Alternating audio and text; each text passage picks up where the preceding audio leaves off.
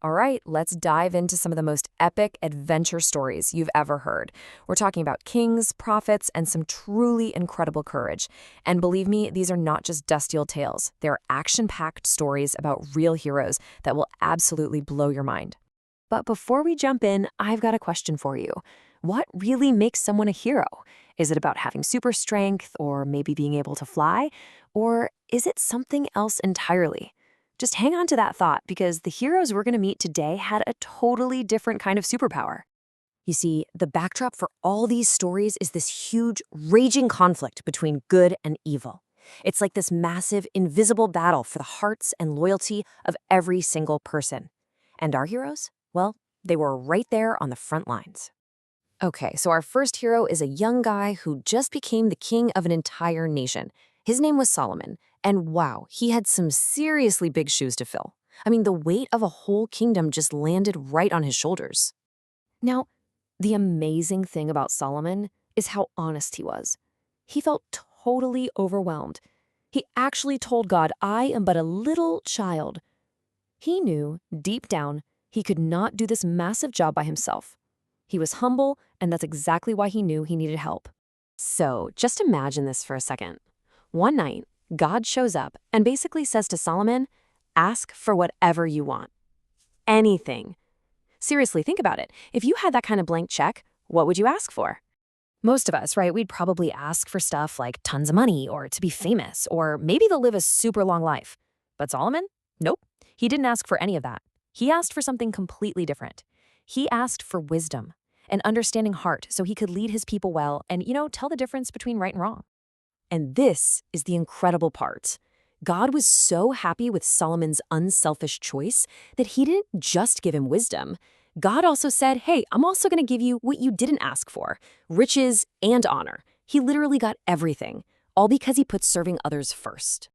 All right, on to our next hero. This is Elijah. And he wasn't a king sitting on a comfy throne. He was a prophet of action, a man who stood up for what was true when pretty much nobody else would. And talk about a tough spot. Elijah ends up in this epic showdown on top of a mountain. And get this, it was him, just one guy, against 450 prophets of a false god called Baal. He was the only one standing for the true God. He was completely, utterly outnumbered. So was Elijah scared? Not a chance. While all the false prophets were shouting and yelling and begging their silent God to send fire, Elijah actually started making fun of them. He was like, "Hey, shout louder. Maybe your God's busy or on a trip, or maybe he's just asleep." That just shows you how incredibly confident he was. So after they totally failed, Elijah just calmly rebuilds an old altar. Then he tells everyone to drench it with water, not once, not twice, but 3 times until it's soaked. And then he just prayed. A simple, quiet, powerful prayer. And then boom, fire just flashes down from the sky. It burned up everything, the sacrifice, the wood, the stones, even all the water in the trench around it. It was this undeniable, awesome display of God's power. No one could argue who was on the right side after that. Okay, let's meet our third and final hero, Daniel. He wasn't a king or a prophet of fire. He was a man of quiet integrity, a guy who became one of the most powerful leaders in a foreign land, all while staying totally true to his faith. So Daniel was so good at his job and so honest that the other leaders got incredibly jealous. They looked for any dirt they could find on him, but they couldn't find a single thing. So they came up with this wicked plan. They tricked the king into signing a law that made it illegal to pray to anyone but the king for 30 days. And they made sure the punishment was about the scariest thing you could imagine, being thrown into a den full of hungry lions. They knew Daniel prayed to God every single day, so this whole law was just a trap set specifically for him. So here's the big question. What did Daniel do? Did he hide? Did he decide to stop praying for just a month? No way. He didn't change a thing. He went to his room, opened his windows just like he always did, and he prayed. He chose to obey God instead of people, even if it meant certain death. So that night, Daniel was thrown to the lions. The king was devastated. He couldn't sleep at all. The very next morning, he rushed to the den. What do you think he found? Daniel was perfectly fine. He calls out to the king with these powerful words, My God sent his angel and shut the lions' mouths, so they haven't hurt me.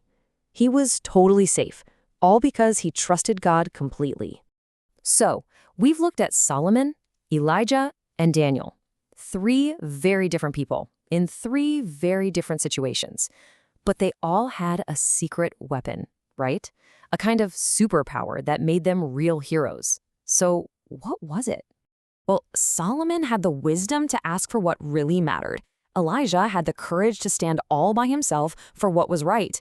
And Daniel, he had the faith to trust God even when he was staring into a den of lions. Wisdom, courage, and faith. But here's the key takeaway, the most important part of all of this. Their power wasn't something they cooked up on their own. It wasn't about being the smartest or the strongest. Their real strength, their real power, came from relying on God. Just like Daniel's story shows, someone who's focused on God is going to be the same person in their toughest moment as they are when everything's going great. And that brings us right back to that first question we asked. A real hero isn't someone who isn't afraid. It's someone who does the right thing even when they're afraid. It's someone who chooses wisdom, who stands for truth, and who trusts in a power that's bigger than them. So the last question? Well, that one's for you. What could you accomplish if you chose to be brave?